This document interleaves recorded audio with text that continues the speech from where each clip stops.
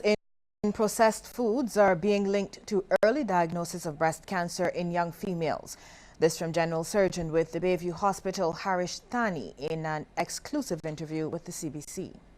Now younger and younger people are getting their periods, which means pregnancy rates are getting a little higher in the younger people, age groups. And they have a longer time for the hormones to work on their breasts.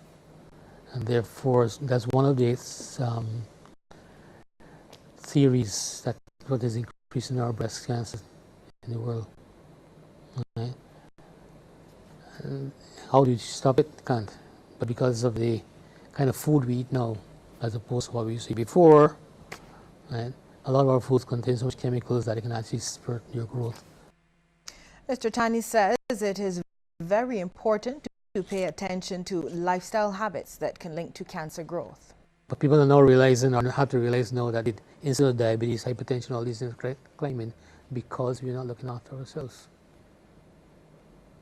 The few of them who you find walking around the gymnasium every day, trying to exercise, and some of them are after having a binge the night before, trying to walk it off next morning so they can lose the weight and all.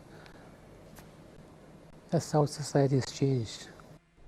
Children under 12 who are diagnosed with a mental illness will most likely have at least one parent with such a condition. This from psychiatrist Dr. Shirley Allen. She explains that children have a high genetic disposition to mental illnesses. Dr. Allen was one of the panelists on a discussion on schizophrenia organized by the Queen Elizabeth Hospital as part of activities for Mental Health Month. She says the conditions under which they live also play a major part in whether a child who is predisposed develops a mental illness. They've lived in a household where there's substance abuse, where there's abject poverty, overcrowding, where there's neglect, where there's abuse. Where they've seen horrible things that small children should have not seen. They've been physically abused, that kind of stuff. So oftentimes there are negative things happening in their immediate environment.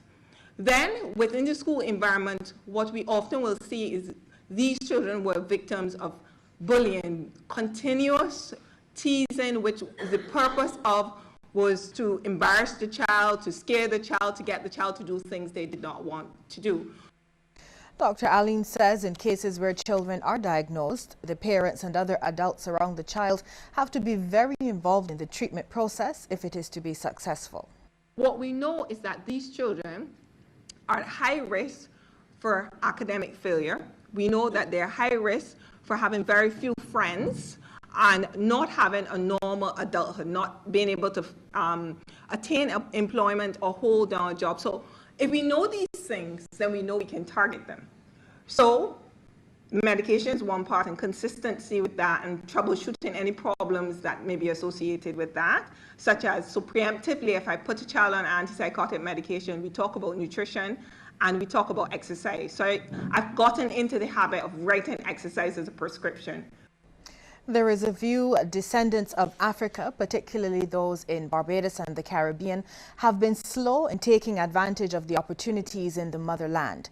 General Secretary of the Non-State Actors Reparations Commission, Reverend Buddy Larrier, says there is vast potential in Africa. In light of the current situation as it relates to unemployment, he wants Barbadians to look towards the continent for jobs. Africa is a place of 54 countries. It's a materially rich country. Japan is in Africa. China is in Africa. India is in Africa. The only group that is not in Africa are the people outside of Africa that Africa is calling home. Reverend Larrier says Barbados will be commemorating International Day for Reparations and Bridgetown, Barbados City of Peace, with an evening of tributes at Oystins Bay Gardens this Sunday. We have a lineup who have been, we have been following their history of the songs that they have been singing, such as John King, Red Plastic Bag, TC, Charles Odell, Adonijah, and obviously Adrian Green, who have been, working very hard to bring a level of consciousness to the young people of Barbados of who they are. And all this is to try to get Barbadians to appreciate that we are not who other people think we are. Yes, because our story have not been told. The advancing technology has robbed the younger generation of the joys of writing and receiving letters.